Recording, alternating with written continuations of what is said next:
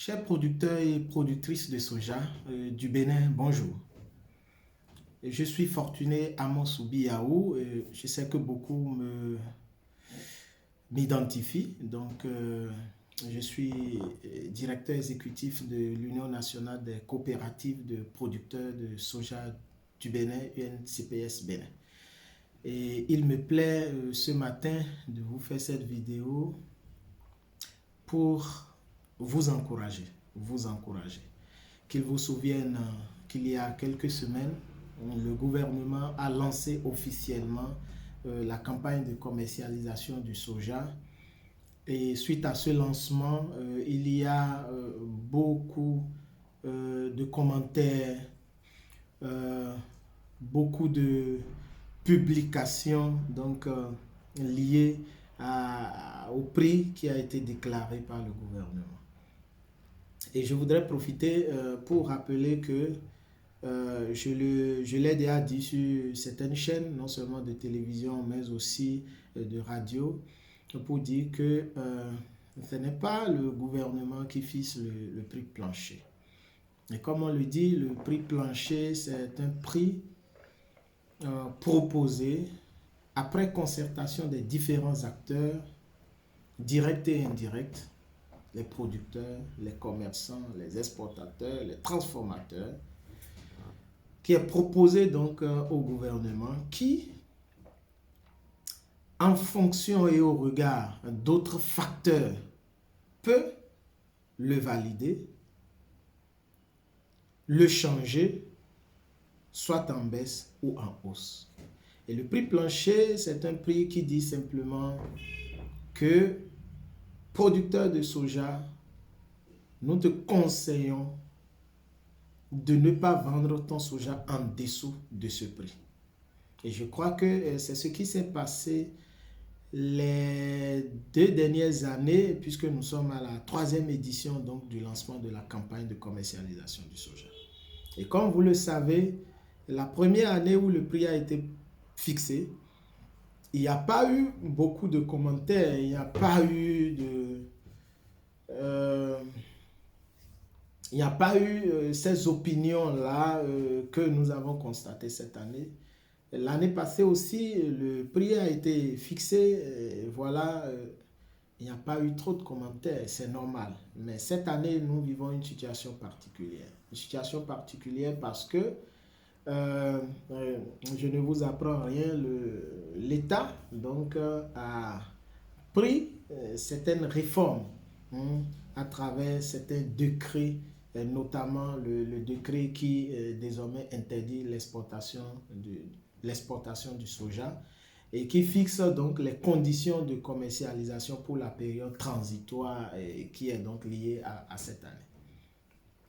En tant que citoyen béninois, acteur du secteur agricole, je me pose la question, et c'est mon avis, si c'est une mauvaise décision de vouloir transformer l'agriculture. Je crois que non.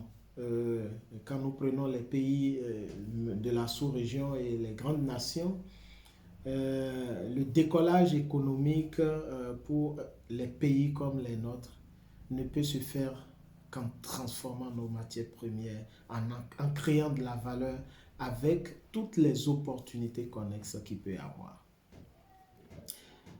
Donc, pour moi, la décision en elle-même n'est pas une mauvaise décision.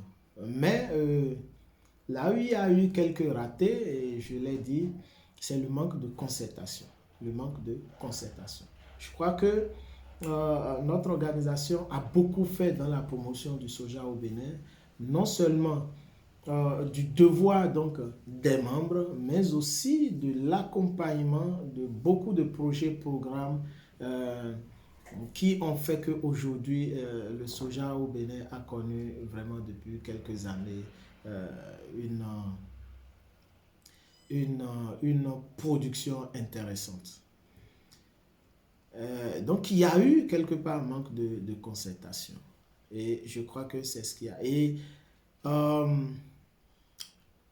l'acteur principal qui était chargé ou qui est chargé donc d'approvisionner les usines locales en cette matière première-là à un moment donné, à user de la fantaisie dans la fixation des prix parce que c'est vu un peu comme ayant le monopole de l'achat du soja. Et je crois que ce sont ces éléments-là qui nous ont conduits à la situation que nous avons.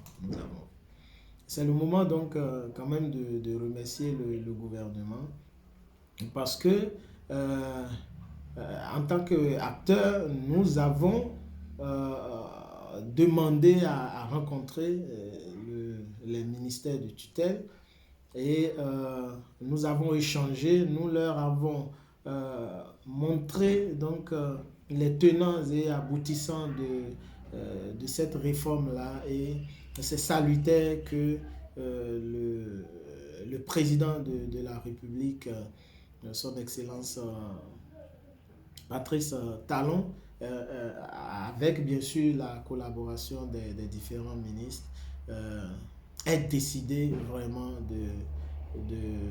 de reporter l'application de ce décret.